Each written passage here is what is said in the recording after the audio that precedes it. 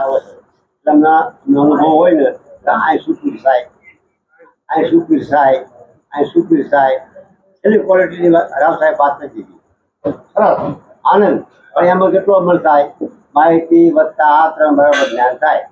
માહિતી તમને હોય એટલે આચરણ કરો ને તો જ્ઞાન થાય, એટલે થાય નહીં. અમારા સેવકો હજારો સેવકો છે, હજારો જુદા બાપાના ભાઈ. એમાં પછી કઈ બધાય કઈ સરખા હોય?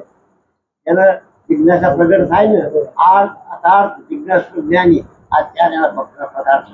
જુદા બાપા આર્થ કોને કહેવાય, અર્થ કોને કહેવાય, જિજ્ઞાસુ કોને કહેવાય? જ્ઞાની. જિજ્ઞાસા સિવાય જ્ઞાન થાય નહીં. આ પેલે બોલાયા જિજ્ઞાસા આ ભીડાયા. આમનો ભાવ હતો રાવ સાહેબને બોલાવવા, જિજ્ઞાસા હતી ને ભાવ હતો રાવ સાહેબ આવ્યા. પછી જિજ્ઞાસા હોય તો આ બધું વસ્તુ પ્રાપ્ત થાય. પછી મીરાબેનને ક્યાં રાજપાટ હતો એના પુષ્કળ એટલે ક્યાં દુઃખ હતું. ગંગા સત્યા રાવ સાહેબે કીધું અભણ નથી ભાઈ. હા અમર ગાથા ગયું બેન ક્યારે વિઘ્ના પડના ચાતુર્ય સબાત છે. આજે લખવું, વાંચવું, ભણવું, પ્રદાન કરવું, ચાલાકી કરવી, ભાષાથી વાતો કરવી, સંતો કે બધું એનું જ છે કે બુદ્ધિની વાત છે. ઢોલ પૈસા ગુંડીમાં હતો પ્રધાન ના બની ગયું. એક આમો તો ભરૂચ જિલ્લામાં બુદ્ધિની વાત છે. વિઘ્ના પડના ચાતુરી એ સબ વાત છે. એમ સંતો કહે આ બધું એનું છે. શું અઘરું છે?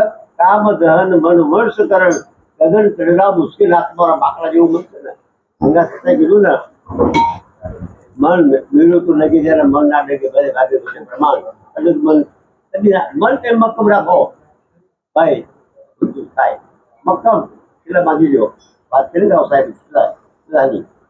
સરસ વાત કરી એમને જે સમજાય ને એમ તો મન મજબૂત રાખો. આ બે તો બધી નથી. જુદા બાપાને છોકરા હતા, જુદા બાપાને બૈરા હતા ભાઈ, દાસી જીવનને બૈરા હતા. અમારા દરેક સંસારમાં જ થઈ ગયા, બધા સંસારમાં જ થઈ ગયા.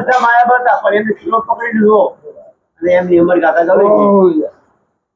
કબીર સાહેબ અમર ગાથા કેમ ગવાઈ?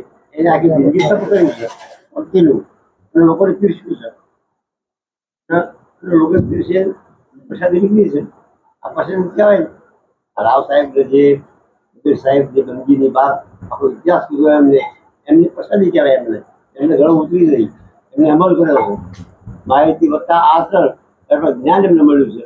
એવી રીતે દરેક વ્યક્તિગત બેન હોય કે ભાઈ હોય સાચા સદગુરુ સિવાય કાંઈ મેળ પડે એમ નથી. તમે તે હોય